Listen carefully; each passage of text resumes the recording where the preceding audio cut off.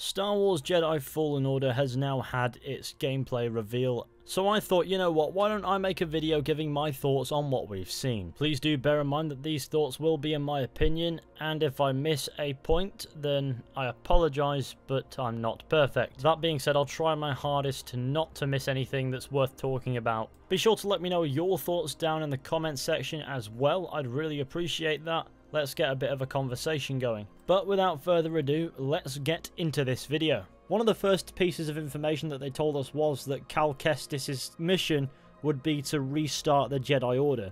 Luke Skywalker did that, so will this play into that story, or will he just fail? It's also worth talking about the setting in which they've chosen for this game. There's literally Jedi everywhere if you explore canon now. So, was Order 66 really effective? I don't understand. The only thing stopping the Jedi Order from being a Jedi Order at this point is the fact that they all think they're the last Jedi. Star Wars fans would have noticed that Saw Gerrera, a character who's appeared in Rogue One and Rebels and the Clone Wars, will be making a return in the game at some point, as he is present in the demo, provided the demo isn't cut from the final game, which is pretty cool.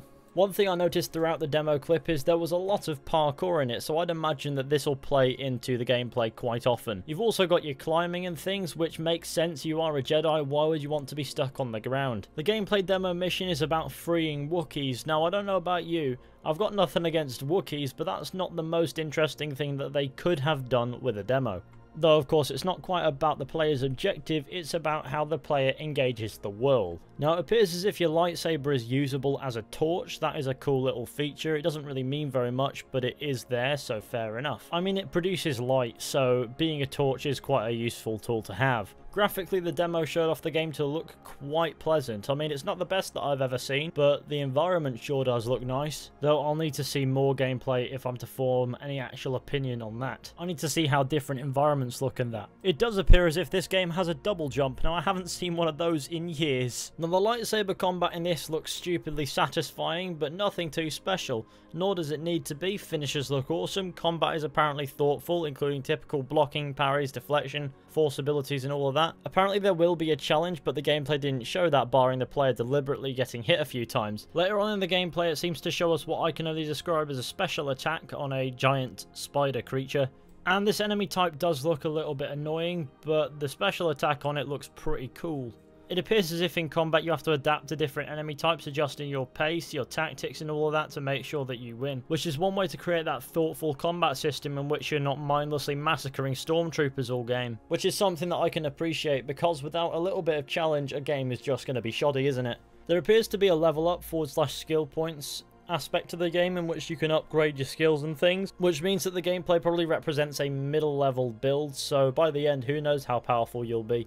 They didn't mention it, but I also wonder if there'll be like an adjustment / upgrade system where you can change certain things about your look or your lightsaber, such as what you're wearing, or maybe even the color of your lightsaber. It'll be cool to be able to choose the colour, because everything else is fine and the colour doesn't really matter, does it? But at the same time, this game seems to be one that's built on its story, so maybe they won't want to put emphasis on customization and things such as changing your look clothes-wise or the colour of your blade. But considering the character you're playing as was just a Padawan when Order 66 happened, it would make sense to have a level up system in there as well, so that you get stronger over the course of the game, as opposed to being overpowered to begin with, and then feeling like at the end you've achieved nothing. So massive props for integrating that part of the development of this character into the gameplay. Though I hope at the same time the story will try to emphasize it a little bit as well. You also have this useful little utility droid, who can help you by hacking consoles to provide you with a path to keep going, which isn't something we haven't seen before, or with medical stuff to help you heal if needs be,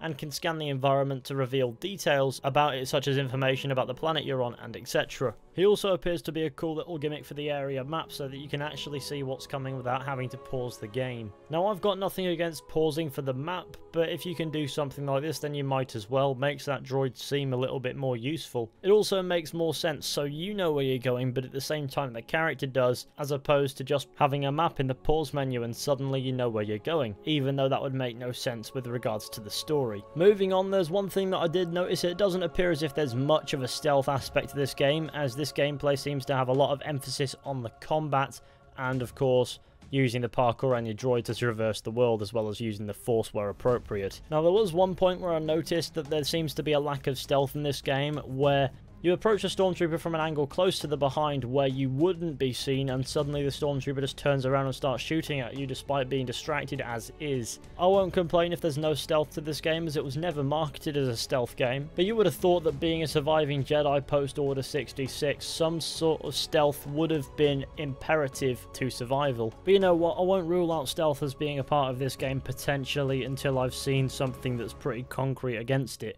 Whereas there, anything could have caused that stormtrooper to turn around, but it did look like a reaction to the player being there. Another thing I'd like to mention is the background soundtrack to the gameplay is pretty atmospheric, pretty Star Wars-esque. You know that this is a Star Wars game, and it doesn't let you forget it, not even for a second, which is something that I can definitely respect.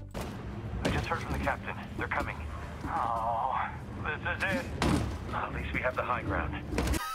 Well, at least we have that Easter egg to look forward to. Now, there is one thing that I did notice in this demo. It does appear as if there is a little bit of jankiness going on, especially in the parkour and things like that, and at certain points during lightsaber combat. Now, these are things that they can iron out in the time that they've got before release easy. It's just a case of whether or not they'll actually do that. Fingers crossed that they do, and we'll leave that point at that. As I mentioned earlier, this game doesn't like you to forget that it's a Star Wars game, as it appears as if the Force is a massively useful utility tool that you can use in a variety of situations, from combat to traversing the world spaces and whatever else in between. It also appears as if from the demo the cutscenes could do with some touching up. For example, this Wookiee is fucking hideous, but I'm sure that's something that is on the agenda for sorting out before launch as is. One thing that I think looks pretty cool is of course the start menu for this demo, which could change drastically before launch. It doesn't really matter at all with regards to the quality of the overall game, but a nice looking start menu is always a great start, pun not intended.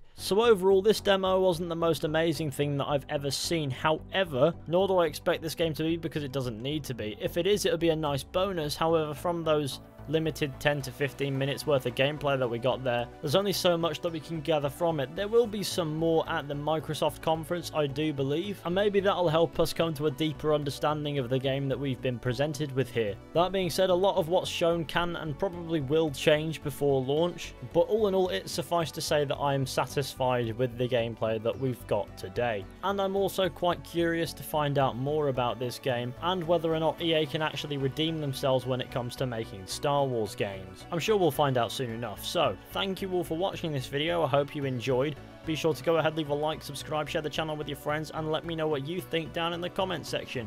And I'll see you all very soon with another video at some point.